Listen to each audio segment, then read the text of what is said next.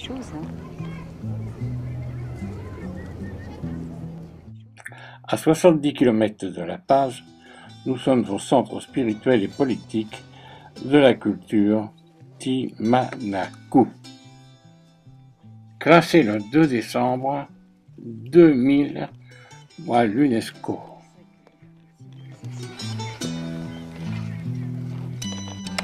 Vraiment fabuleuse quoi. Et donc voilà, ils sont en train d'excaver toute cette partie-là. On va la suivre, on va faire le tour, on va la suivre, on va la voir. C'est cet endroit qui inspira Hergé pour écrire Tintin au Temple du Soleil. Non, j'ai coupé le...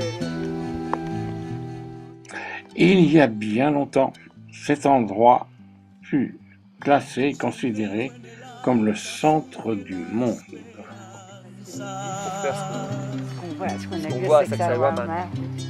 On voit que ça c'est... On daterait Tiwanaku à 15 000 ans avant Jésus-Christ. 3850 mètres, le centre le plus haut du monde. Un peu semblable à l'île de Pâques, ce monolithe semblait garder toute la cité. C'est la vénération pour le soleil et la taille des pierres et des statues comme ça.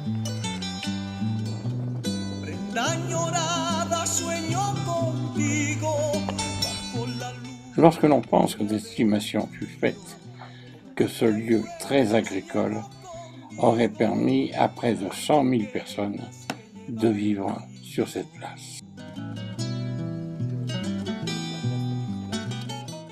Cet ensemble, très ancien, semble défier tous les temps et la nature depuis de nombreux siècles.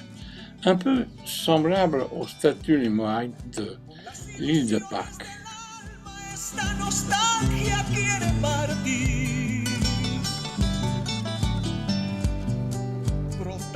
Voici la porte du soleil, 3,75 m de large, 3 mètres de haut.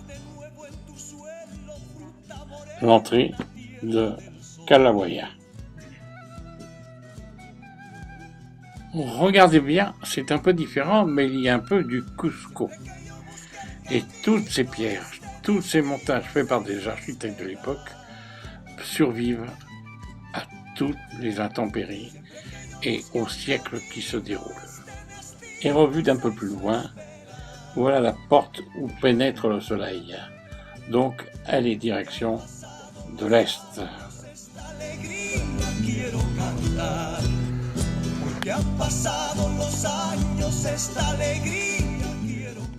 En cet endroit, tout semble être à moitié enterré.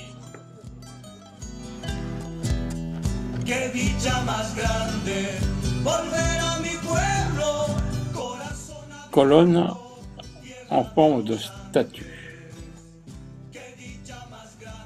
À cet endroit, 250 têtes nous regardent. Nous voici donc maintenant dans le mini-musée pour permettre aux pièces antiques d'être un peu à l'abri. Même une golette, un bateau qui devait être sur le lac Titicaca.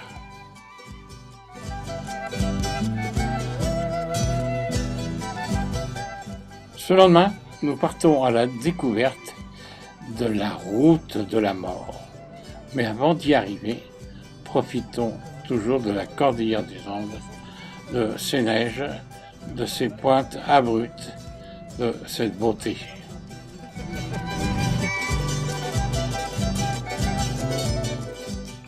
Cette route que nous descendons pour le moment est tout à fait récente.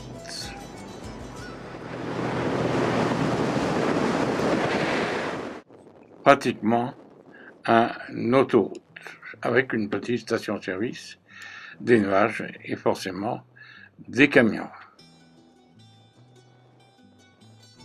Notre chauffeur, toujours très attentif à la route. On est pas mal dans sa Jeep.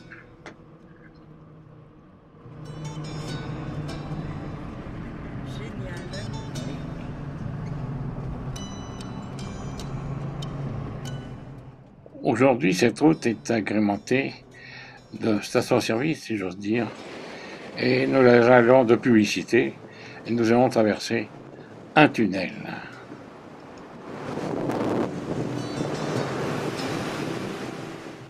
Par contre, maintenant, tout devient beaucoup plus sérieux, parce que nous allons descendre parce qu'il fut la route de la mort. Cet endroit, il arrivait que 200 à 300 personnes par an se tuent. Les camions qui dévalaient dans la vallée sur des hauteurs impressionnantes de 200 jusqu'à 300 mètres, comme vous pouvez en juger sur la route.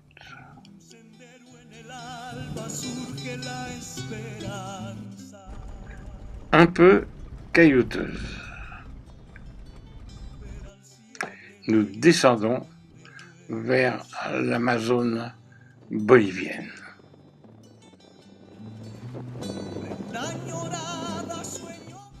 La végétation est luxuriante. Nous essayons de nous garer à certains endroits dans des petits refuges. Vous comprenez un peu les problèmes, quoi. Quand vous arrivez face à face, là...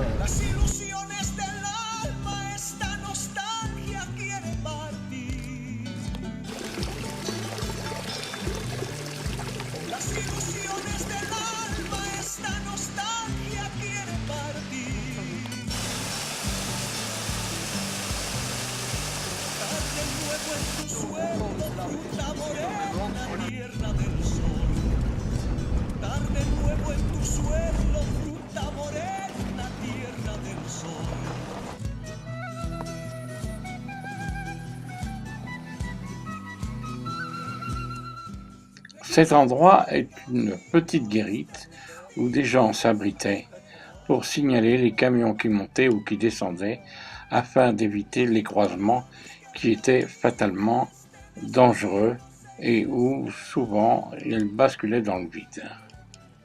Mais Jésus était toujours présent.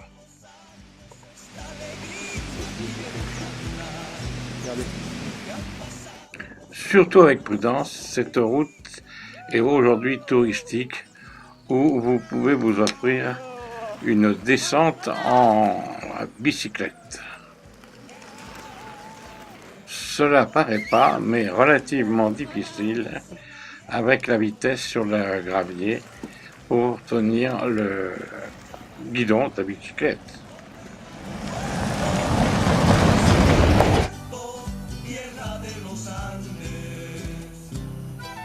Comment pas Oui, beaucoup, pas beaucoup, alors, non. c'est pas- La voilà comme oiseau que je voulais photographier.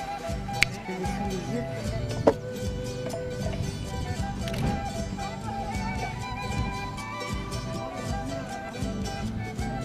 Qu'est-ce que c'est qu'on voit comme ça bien?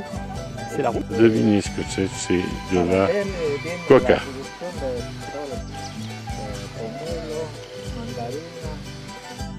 O sea que los labores son los mismos. Y todo está en terraza para la coca, ¿no? Sí. Siempre, ¿no?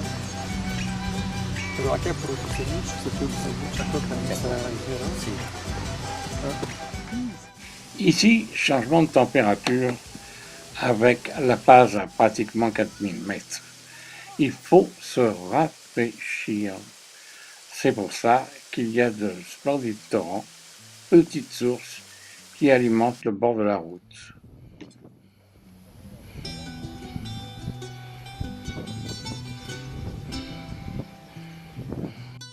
C'est ici à Coroco que nous passons la fin de la journée et la nuit avant de repartir après un bon petit déjeuner. Nous voici à Tocana. Ça là qui sont. Le village qui était là-haut? Oui, c'est ah, ça, oui, là-haut c'est Coroico. Non, non, non, on est beaucoup plus bas que Coroico, parce que là j'avais l'impression d'avoir monté moi. Bah, on a remonté un petit peu, mais on a descendu quand même beaucoup de Coroico. La coca qui sèche. L'église. Village de Coito. Nous étions hier. Puede mandar. No, no, oiga señora, prohibido. Ah non? Ahora ya puede mirar tranquilo todo. Ahora ya puede hacerlo tranquilo. Ya, ahora puede Hacer su turismo. tomar Tomar la foto. Ça va coûter une caisse de bière. Ah, sí puede tomar las fotos, hay que abrirlo y... Con la Ya, cerveza. sírvense. Gracias, gracias. Oui, c'est ça. Si vous pouvez les aider. Maintenant qu'il y a une caisse de bière ouverte, plus rien n'est prohibé. C'est bizarre. Nous sommes dans un petit village très spécial, où ce sont des réfugiés ou des expatriés venant d'Éthiopie qui ne sont jamais retournés dans leur pays et qui ont formé ce petit village dans la région, avec de la culture, surtout évidemment de la coca.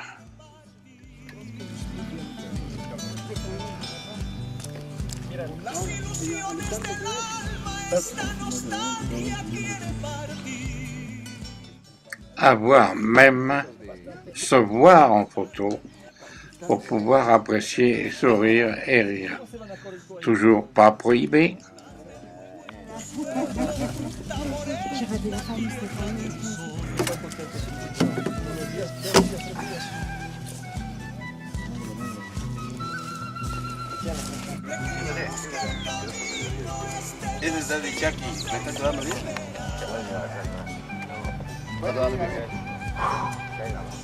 La escuelita está ahí, ¿no?